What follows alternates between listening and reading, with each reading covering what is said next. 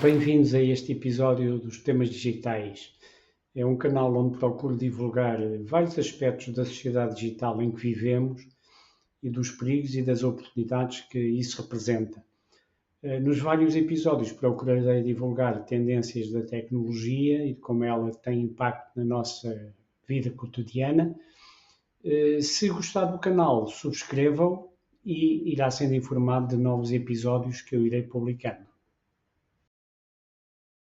O objetivo do episódio de hoje é falar de um tema que tem um nome técnico um pouco invulgar, DDoS, mais precisamente o que são ataques DDoS. É um termo que não é usado no dia a dia na imprensa quando falam de perturbações que existem na internet, mas como eu vou tentar explicar, eles são relativamente frequentes. DDoS significa Distributed Denial of Service, uma tradução mais ou menos simples para português, é ataques de negação de serviço distribuídos. Ora, do que é que se trata? Ora, a internet é composta de milhões de nós, como aqui está representado neste slide.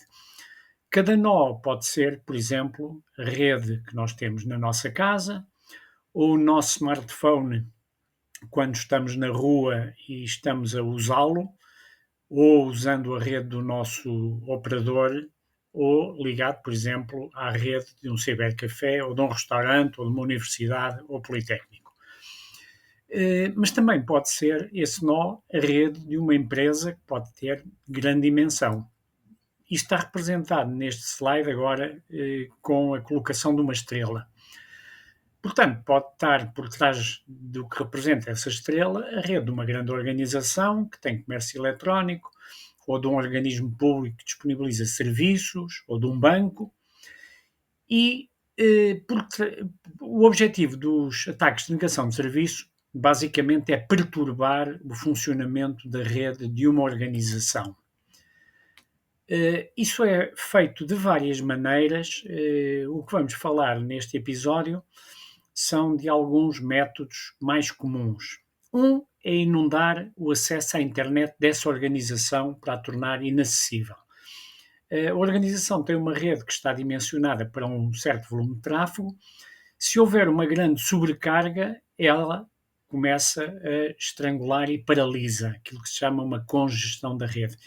É um fenómeno semelhante a se temos uma estrada e de repente afluem muitos carros para essa estrada.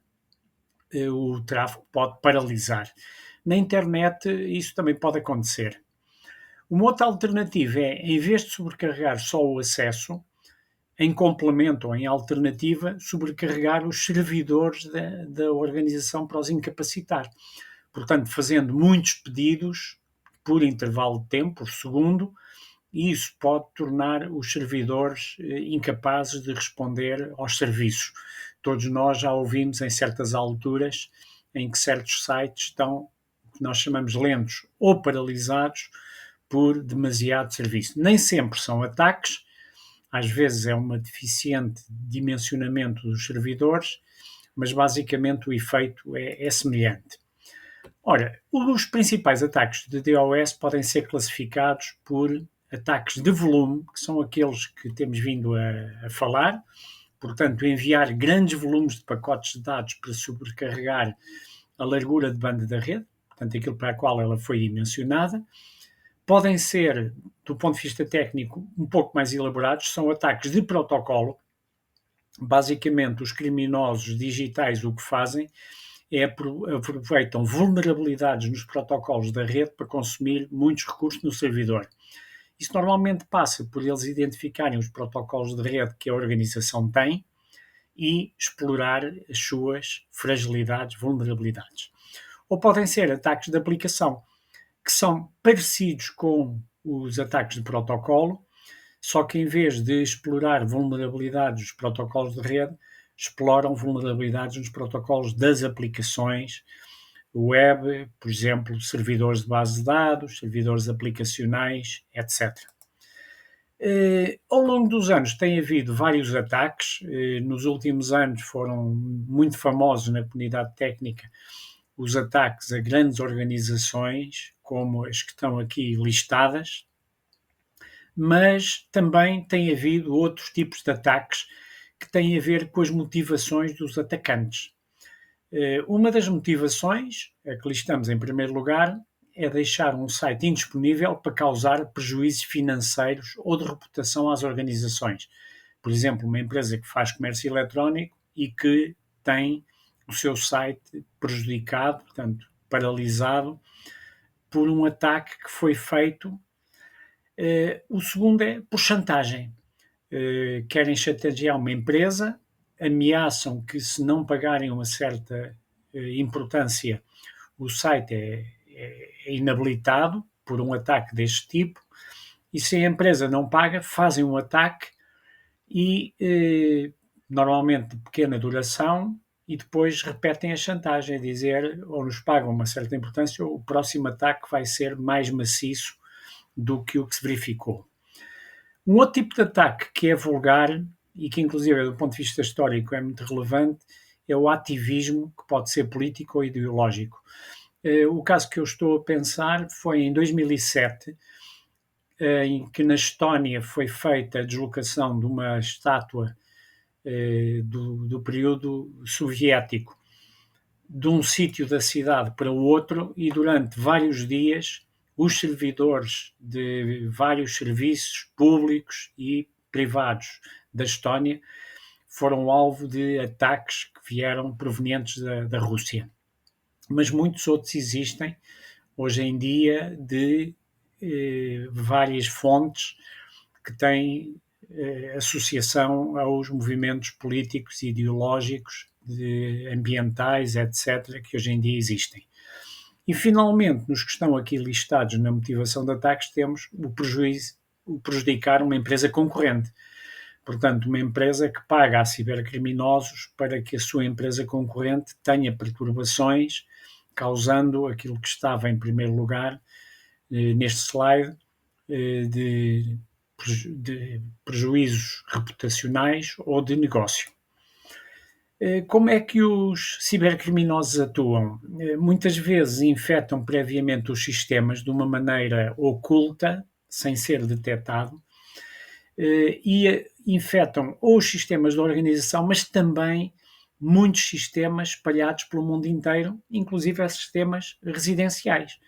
Por exemplo, um ouvinte deste episódio pode ter o seu computador previamente infectado por cibercriminosos para prepararem um ataque que venham fazer mais tarde, na altura em que os criminosos quiserem concretizar o ataque. Eles enviam um comando de disparo para todos os sistemas que infectaram previamente, e todos esses sistemas passam a emitir muito tráfego para o alvo do ataque. Portanto, muitas pessoas podem ter o seu computador doméstico infectado sem saberem. Mas não só o computador, outros sistemas, inclusive nos ataques que falamos, que se passaram há alguns anos, alguns sistemas que tinham sido infectados eram câmaras de vídeo que estão espalhadas aos milhares em algumas cidades, e foram eles que fizeram os ataques. Esses sistemas são pouco sofisticados e têm pouca capacidade, mas se forem muitos milhões, podem ter um impacto bastante danoso para o alvo do ataque. Como é que as empresas devem reagir? Existem várias maneiras. Como muitos ataques exploram vulnerabilidades no software dos sistemas do alvo, uma solução simples é manter os sistemas atualizados, porque se o sistema está atualizado, é possível que as fragilidades venham periodicamente a ser corrigidas e, portanto, isso vai maniatar os cibercriminosos. Outro é ter um planeamento adequado para responder a este tipo de incidentes. Aquilo que por vezes chamam Security Operations Center, portanto um centro dentro da organização que está preparado para reagir a estas situações e, portanto, se o ataque se verificar, tentar mitigar os seus impactos. Também se pode recorrer a empresas externas especializadas em mitigar este tipo de ataques de DDoS. Portanto, em vez de ter os recursos dentro da empresa, contratar isso ao exterior. E, finalmente, fazer a gestão do tráfego. ter ferramentas dentro da organização, isso também está ligado ao Security Operations Center, que podem filtrar e gerir o tráfego da rede, ou seja, se houver um ataque, imediatamente se fazer a filtragem do tráfego, portanto enviando para o exterior da rede, portanto não o deixando entrar na rede da organização e assim proteger a rede deste tipo de ataques.